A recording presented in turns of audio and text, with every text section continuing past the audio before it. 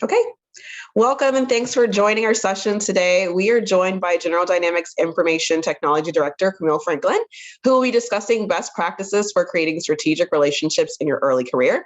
I'm Tasha Washington, Senior Associate of Student Engagement here at Greater Washington Partnership Capital Collab. And working with Capital Region universities, we help students gain the in-demand skills they need for the jobs of tomorrow. And if you have any questions about the Digital Tech Credential program, certainly feel free to go to capitalcollab.com or visit us at collab Greater Washington Partnership.com for more questions.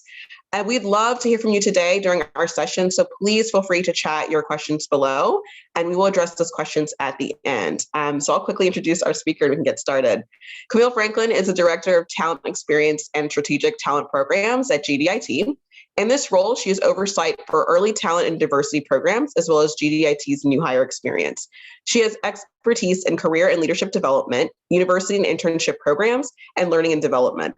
She has gained the expertise through a combined experience of over 25 years at large government contractors, including Booz Allen Hamilton, Northrop Grumman, and a global tech startup of 500 employees, and higher education career services at American University and George Washington University. Camille is passionate about helping early talent launch their careers. Camille is also an alumni of Howard University and George Washington University, where she received her graduate degree. She's an avid traveler and foodie, having, among other things, lived for a year in Italy. And trying to perfect her Italian, she spent a couple of months in Germany on a Fulbright award exploring early career development in Europe.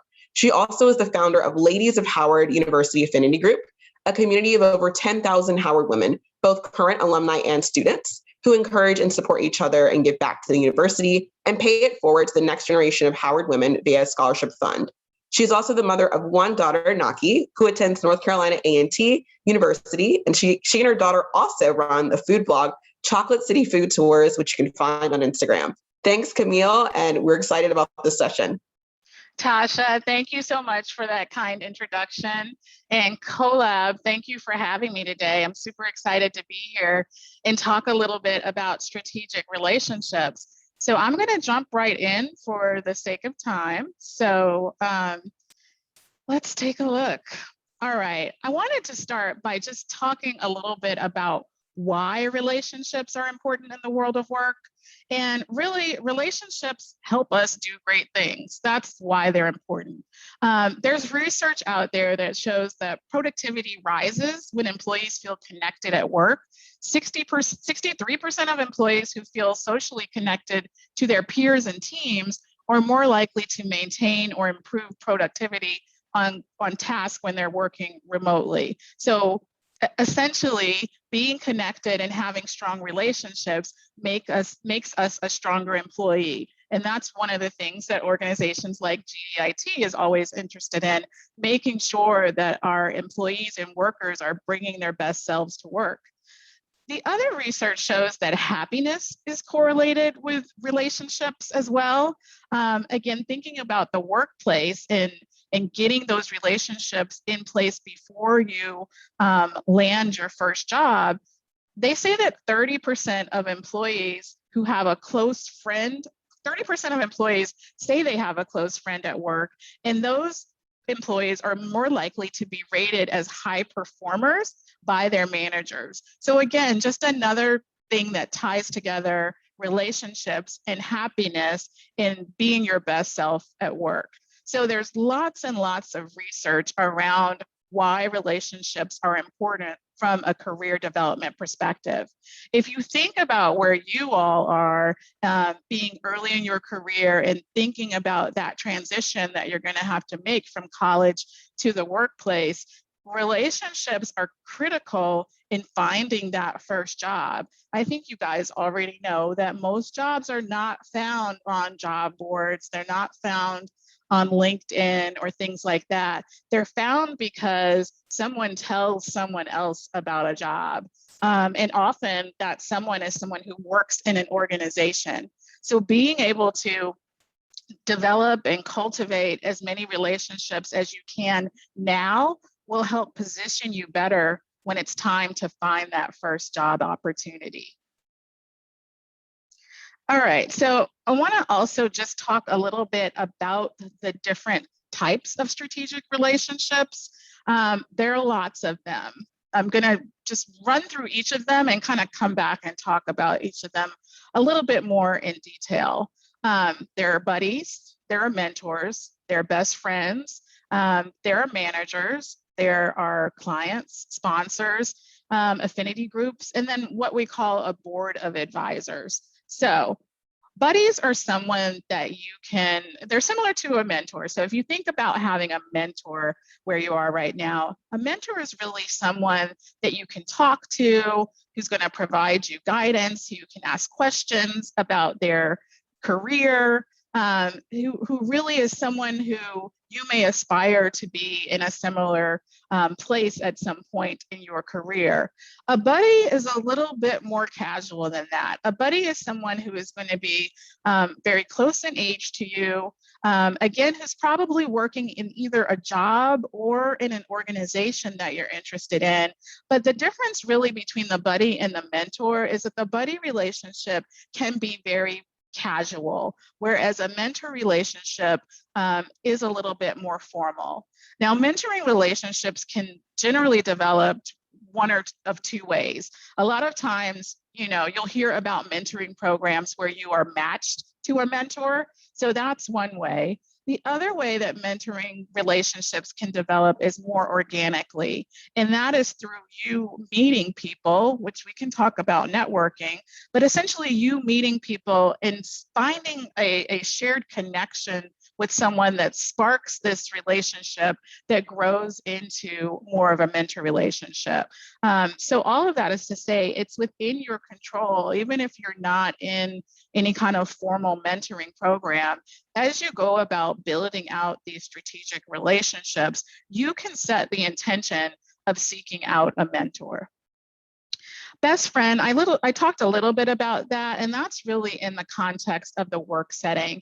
And so for you all, it's really kind of being forward thinking, because I'll tell you that first job after you transition out of school, it's naturally challenging. And I'll tell you a little bit about why, and then why it's important to put in place that best friend at work pretty quickly. So thinking back to what I said about high performance, and also thinking about Tasha's introduction of me, one part of the team that I manage here at GDIT is our onboarding team.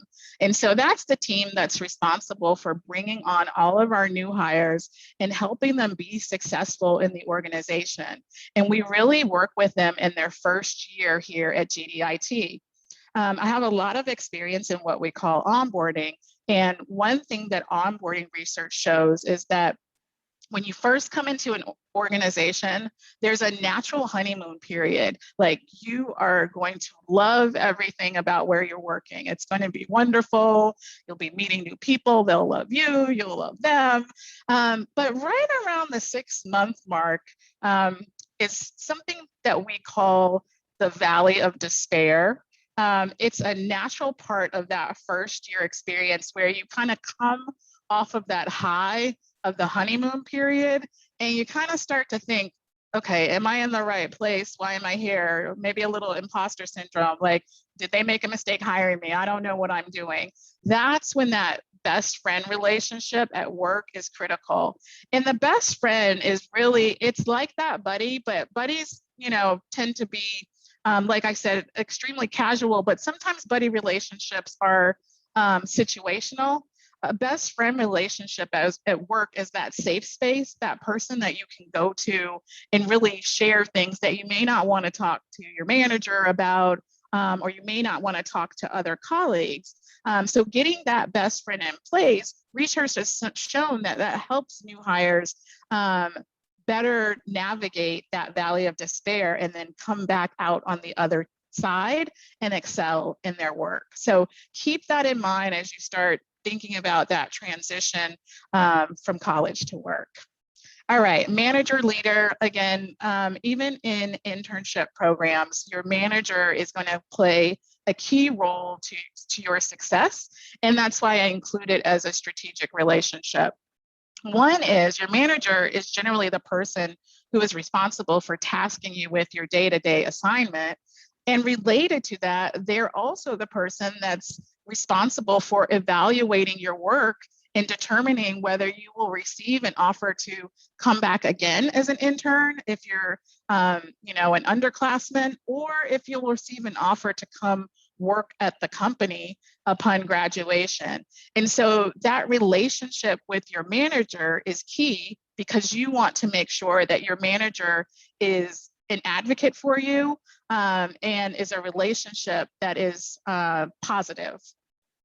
Clients, I won't spend too much time on that. That is really once you get well into an organization, but organizations like GDIT, we function and we exist because of our clients. Our whole method of being, the reason that we do work is to support our clients. Our clients are primarily the US government, and we are usually hired to help them solve some kind of IT challenge that they're having in the workplace. But I won't spend too much time on clients. Sponsor is one that I do want to kind of pause and spend a minute on. So we talked a little bit about buddy, mentor, and best friend. Sponsor is kind of the next level. If you think, let's say 5-10 years down in your career, you will have been working for quite a while and you will want to advance and grow. And in order to advance and grow, it's a good idea to understand the concept of what a sponsor is, so that you can intentionally and actively seek out a sponsor in your early years in your career.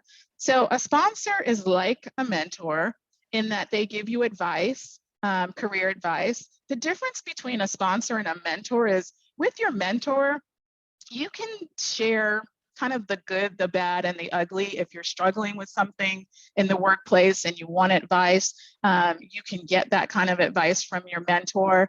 Your sponsor, you only want them to see and know the positive things about you, because essentially a sponsor is someone who is senior in an organization.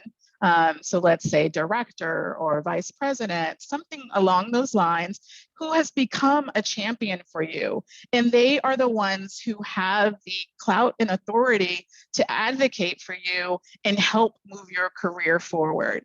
And so you want to either think about mentoring relationships. And if you develop mentoring relationships with folks who are more senior, considering trying to transform those into sponsor relationships. The caveat there is, again, with the sponsor, you only want them to know the good. So it kind of depends on how much you've shared in that mentoring relationship, or you can intentionally seek out sponsors of your own.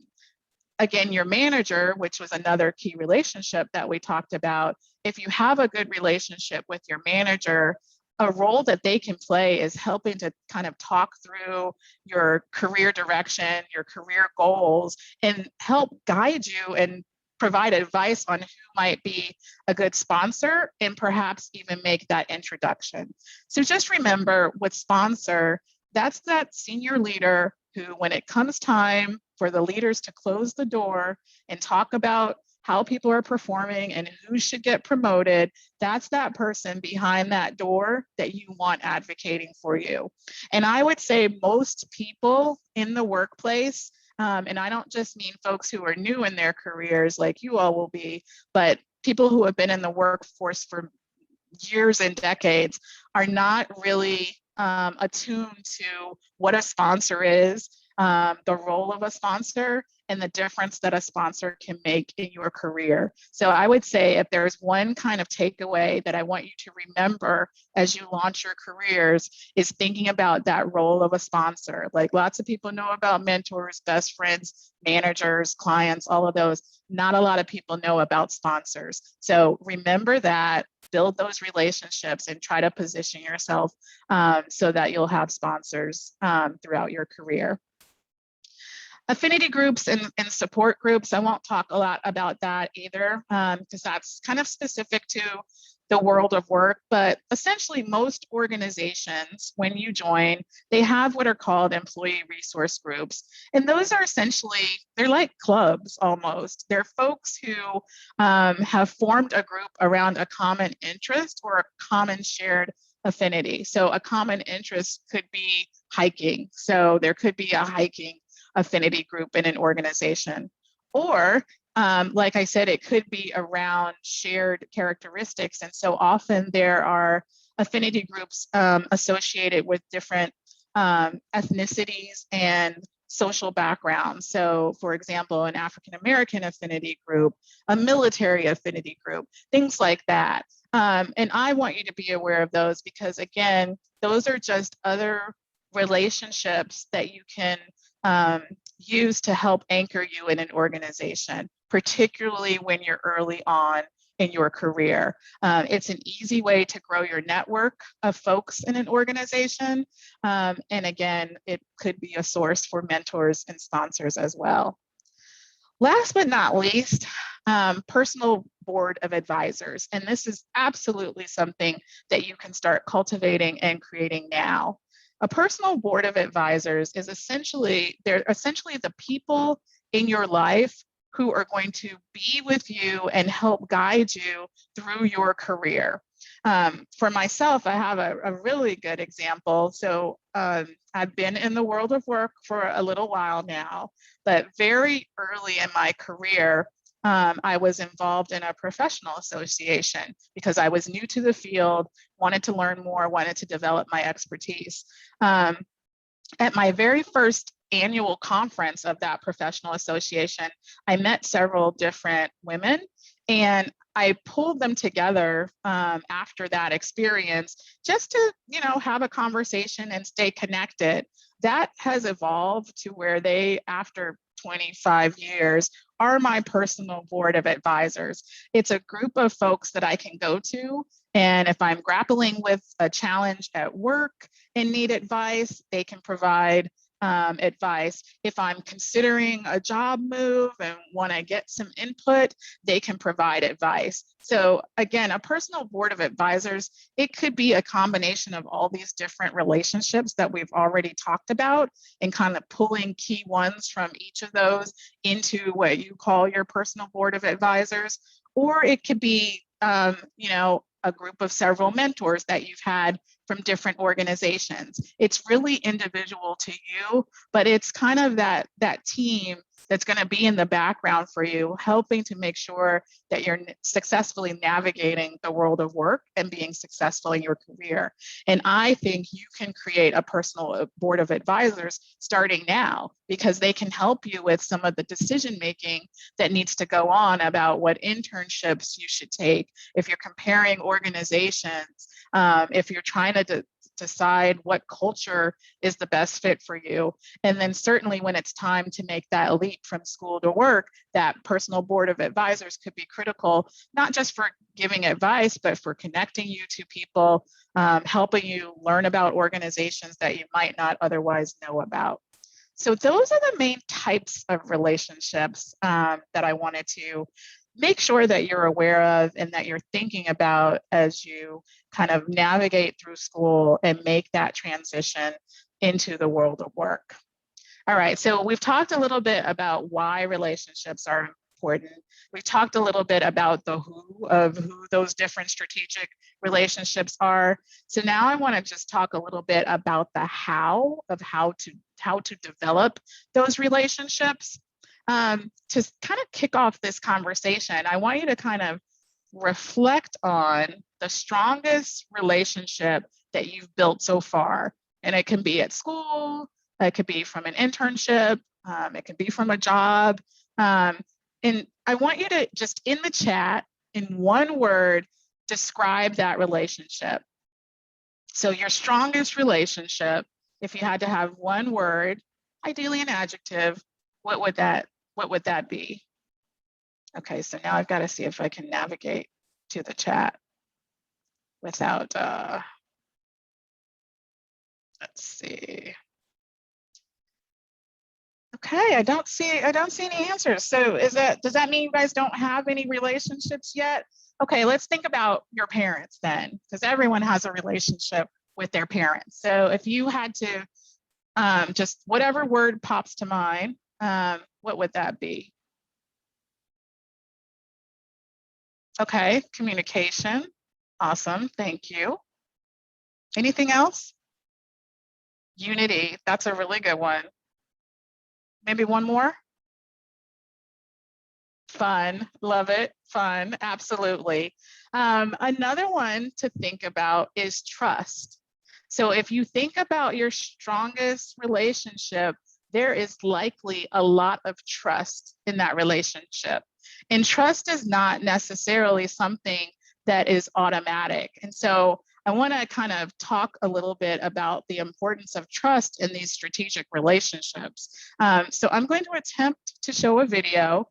We tested it, but I got to tell you, technology is a little finicky today. So let's see if we can do it. And if not, I can give you the Cliff Notes version. So let's cross our fingers.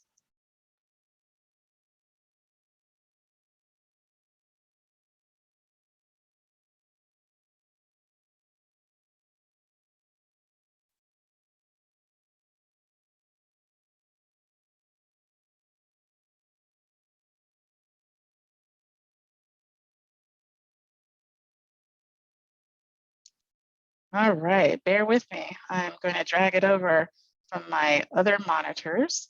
And then I actually want to jump a little bit.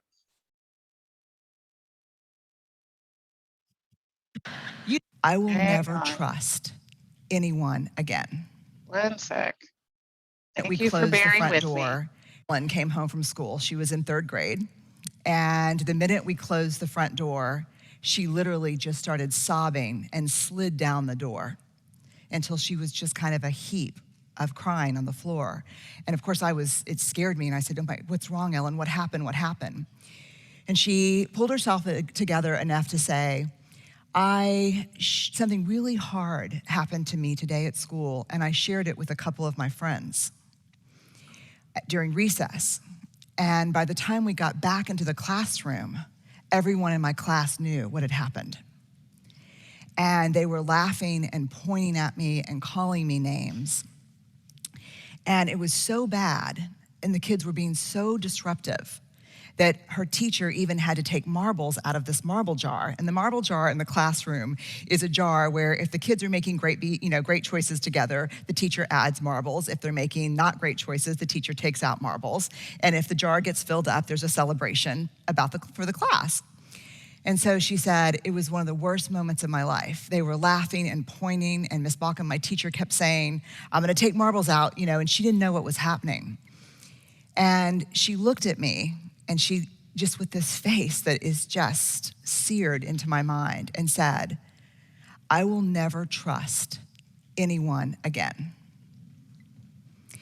And my first reaction, to be really honest with you, was damn straight. You don't tell anybody anything but your mama. Yeah, right? That's it. I mean, that was my like, you just tell me. And when you grow up and you go off to school, mama will go too. I'll get a little apartment. And the other thing I was thinking, to be quite honest with you, is I will find out who those kids were. And while I'm not gonna beat up a 9-year-old, I know their mamas. That's the place you go to. And I'm like, how am I gonna explain trust to this 3rd grader in front of me? So I took a deep breath and I said, "Ellen, trust is like a marble jar." She said, "What do you mean?" And I said, "You share those hard stories and those hard things that are happening to you with friends who over time you filled up their marble jar. They've done thing after thing after thing where you're like, I know I can share this with this person. Does that make sense?" And that's what Ellen said. Yes, that makes sense. And I said, "Do you have any marble jar friends?" And she said, "Oh yeah, I totally, Hannah and Lorna are marble jar friends." And I said, and then this is where things got interesting. And I said, "Tell me what you mean. How do they earn marbles for you?" And she's like, "Well, Lorna, if there's not a seat for me at the lunch cafeteria, she'll scoot over and give me half a Heine seat." And I'm like, "She will?" She's like, "Yeah, she'll just sit that like that, and so I can sit with her." And I said, "That's a big deal. This is not what I was expecting to hear." And I said, then she said, "And Hannah, on Sunday at my soccer game," and I was waiting for this story where she said, "I got hit by a ball, and I was laying on the field, and Hannah picked me up and ran me to first aid." And I was like, "Yeah?" And she said, Hannah looked over and she saw Oma and Opa, my parents, her grandparents, and she said, "Look, your Oma and Opa are here." And I was like, boy. All right, I'm going to stop it there because I think you guys got the gist of it. And what I want to ask is, so we've established that trust is key to the kind of relationships that we're talking about, to strategic relationships. So I want to talk a little bit about how you build that trust, how you fill that marble jar. So again, I want you guys to think back to your current strongest relationship. What do you think are some of the things that you have done to build trust in that relationship? And you can just drop something in the chat. And for the sake of time, I will share my answers. I think there are a few things, and let me look here. I see the chat flashing. Listen, that's a really good one. So absolutely, and you saw that in the example from the video. It's about listening and remembering what you've heard from listening and showing that you really care about that person and care about the things that they are sharing with you. It's the same thing in strategic professional relationships. So one is listening. Two is consistency. So seeing things through. A lot of times when building relationships, people are not consistent, meaning they do not intentionally nurture and grow that relationship. And in order for a relationship to grow, let's say from a buddy to a mentor to something else, you've got to nurture it and you've got to be consistent in your outreach and your connection to that person. Trying to be there for the person, pay attention to what they need. Absolutely. The other thing is being willing to receive and give feedback. And I don't just mean feedback like, oh, you're great, that was wonderful, but honest, critical feedback. And even in those relationships we talked about where someone is more senior to you, that ability to be able to give honest, critical feedback in a diplomatic and respectful way is a critical career competency. And if you are able to learn how to give feedback and learn how to receive the critical feedback and really hear that feedback and change actions and behaviors based on it and not get defensive, that's something else that is tied to strong relationships and career success. And then last, I will say, and it's tied to listening, it's asking good questions. So sometimes you will have relationships with folks who are a wealth of knowledge, but they may or may not be either willing to share or the trust may not be there yet. Asking good questions can draw out that knowledge, it can build the trust, and it can demonstrate genuine interest. All right, so I know that our time is winding down. So I just want to, make sure that there's time to answer your questions. So I'm going to hit on intentions really quickly. And really, if I had to summarize the purpose of this slide and talking about setting your intention, it's essentially because oftentimes relationships don't just happen.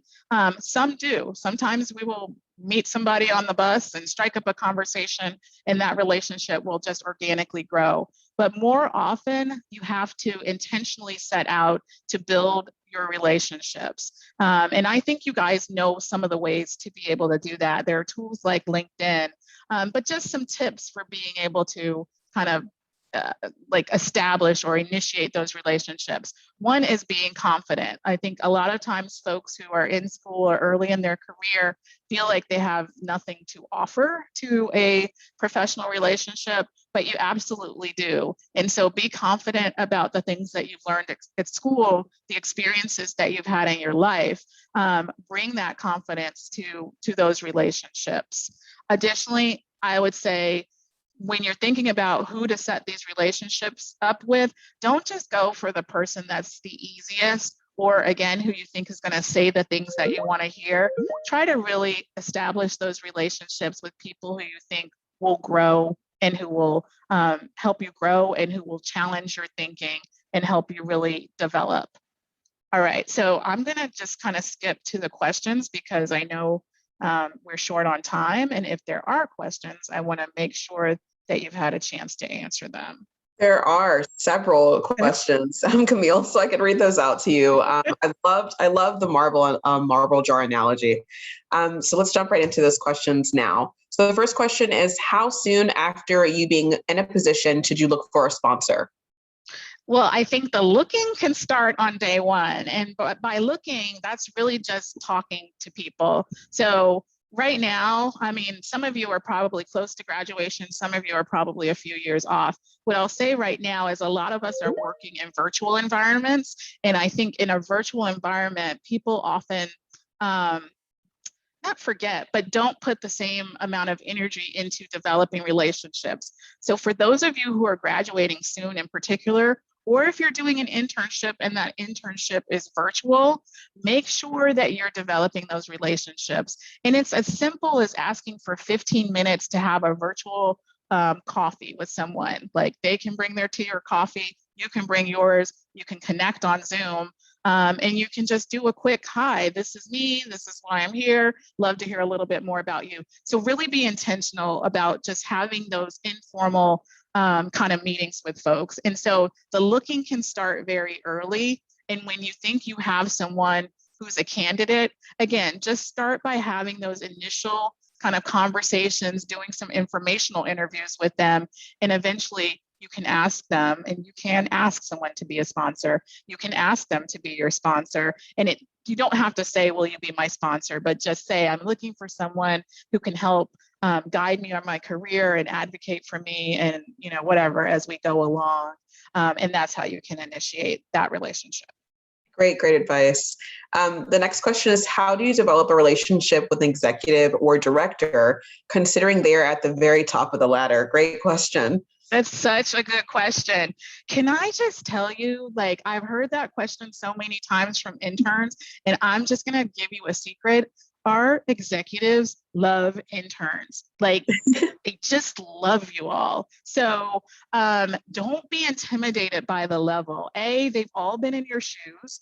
B, clearly they've been successful. And so they have knowledge that they want to share. I think there are a couple of keys. One is making sure that you're respectful and not wasteful of their time. So if you are reaching out to an executive to do an informational interview or a coffee chat, I would really say 15, 20 minutes max is what you're asking for, and be really clear in your ask what you're asking for. You just want to chat with them and hear more about their experience and their career. It could be as simple as that. And then the other thing I would say is, don't be put off or offended if you don't hear back right away, or if you feel like your request went into a black hole. Most likely it's just that they missed it in the email, because I can tell you, we get a lot of emails and I miss a lot of emails, and it's not intentional. I try to prioritize my emails so I see my vice president's email, my president's email. So sometimes I miss other emails, and it's not because I wouldn't want to speak to you. It's just because with the volume of information, I've got to kind of weed through it. So you can be persistent, don't be obnoxious, but you can be persistent and follow up. I'd say not more than 3 times. That probably just means, again, it's not you, they just don't have the time.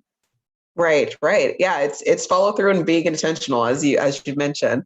The last question that we have here is, who do you recommend reaching out to for the job references when you're still building professional relationships? Really great question. Good question. So for interns, it's going to start with your manager. Some companies like mine, we are not allowed to give like formal written evaluations to future kind of employers or things like that are calling. But generally, we can give kind of a personal accounting of how we thought someone did on an internship or a job.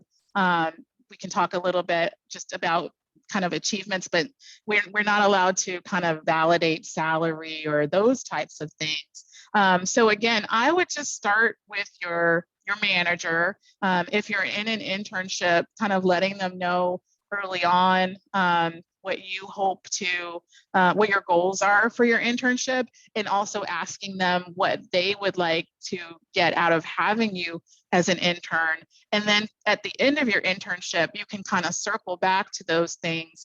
And that's a good time to ask for those recommendations and references. Perfect. Thanks, Camille. I know we're short here on time. I think that's all the questions that we had, but we want to thank you certainly, of course, for hosting this session. Again, I learned a lot, took quite a bit of notes here too. And so students and attendees, just want to say thank you again for attending. And we have one more event for Credential Month on the 29th, so be sure to follow and check out our socials for that event. And thank you again, Camille, for hosting this event. And everyone have a great evening. Bye-bye. Thanks, everyone. Thanks for having me. Bye-bye.